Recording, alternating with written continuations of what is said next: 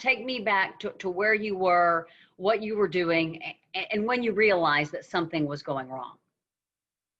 So I was in the gallery of the chamber listening to the debate, and all of a sudden I saw the Speaker of the House leave the podium and be escorted out, which was not necessarily all that unusual.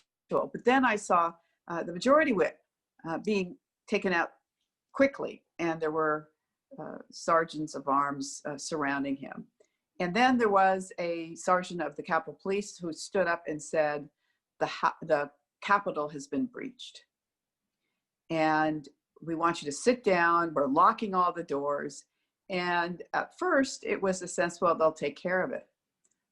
But then they asked us to get out the gas masks, which are underneath the seats, which frankly I never knew even existed. I have one here to show you.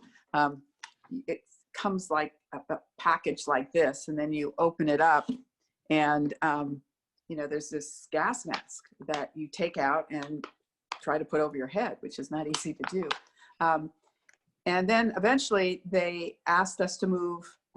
They had cleared the House floor, and they asked us to move to the other side, and we were about to leave, and then they said, no, lie down on the floor.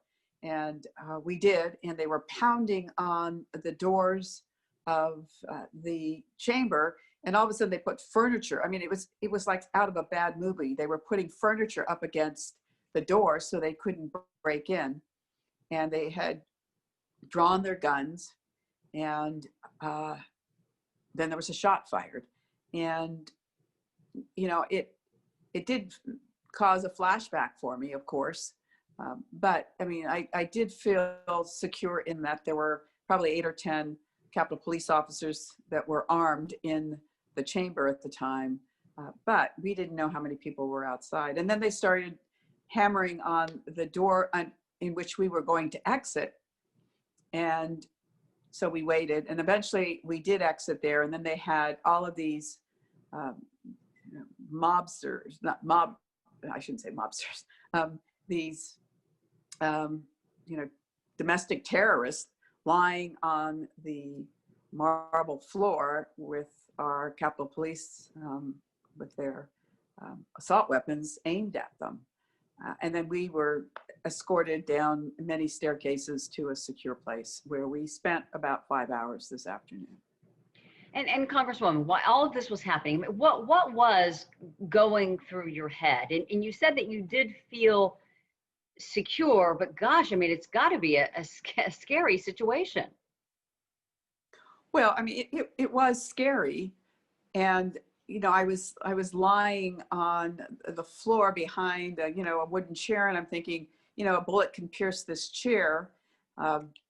So you know, I was anticipating some bad outcomes potentially, but you know, it moved fairly quickly in that we were able to get out. What was most disturbing was to watch the video footage.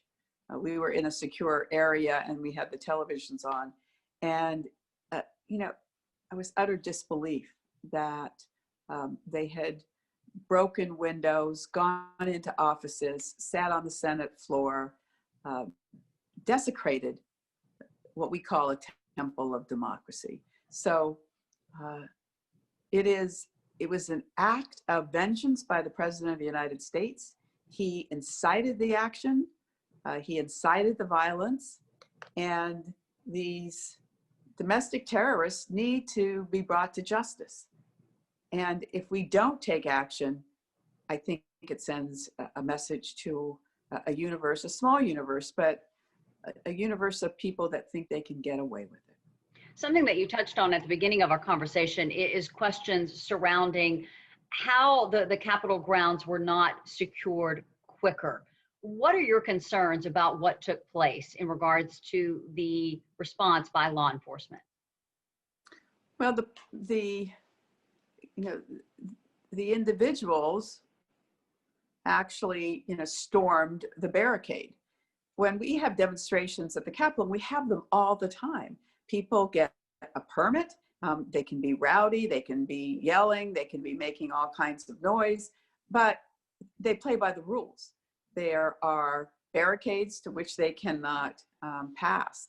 And in this case, they were thugs, and they were just going to push through the barricades, which they did. And then they got to the House steps, and there were a handful of police officers there, and they didn't use tear gas, ironically, then. They used it later in the rotunda of the House.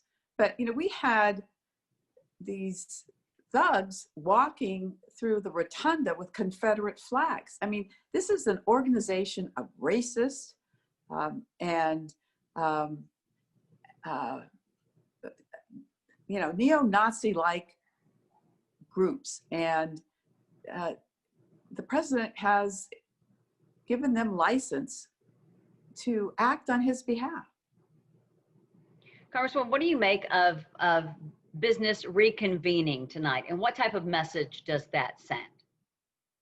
Well, it was very important for us to reconvene because we have to make it clear to the American people, to the President of the United States, that our work will be completed, that nothing is going to keep us from our responsibilities to both open and count the electoral votes of this country, to certify that President-elect Biden will be the president on January 20th, and Vice President-elect Harris will become the vice president. So that's underway now in the Senate, and we will be resuming our work in the House. It'll be very interesting to see how many of my Republican colleagues feel compelled to continue their charade about this process. The Article 2 of the Constitution is very clear. And my good friends on the other side often talk about the originalists. We've got to be original and look at the original words in the Constitution. The original words in the Constitution in Article 2 say that the Senate and the House will receive the Electoral College votes. They will open them and count them. We have no other function. And to somehow suggest that we can throw all of these votes out, throw the votes of the American people out, and send it back to the state legislatures and let the state legislatures vote is a fiction. Final Can't question. happen. Won't happen. Final question for you tonight. Your message to especially your constituents here in the Bay Area, but to Americans in general, about what took place today and what will take place in the days ahead. So what took place today was a scene out of a Banana Republic. And it was incited by the President of the United States. And it was supported by many colleagues in the Senate and the House. That has to stop. The American people need to recognize that this democracy is fragile. And it became very apparent today why it was. The only other time that the Capitol has been breached was in 1814 when the British burned it down. So we can't let this happen. And we have to take serious our responsibilities to the Constitution. We take an oath of office to protect and defend it. And my colleagues are not doing that today. Right. Congresswoman Jackie Speier, really appreciate you taking the time. Glad to know that you and all of your staff members are safe. And thank you again. Really appreciate it.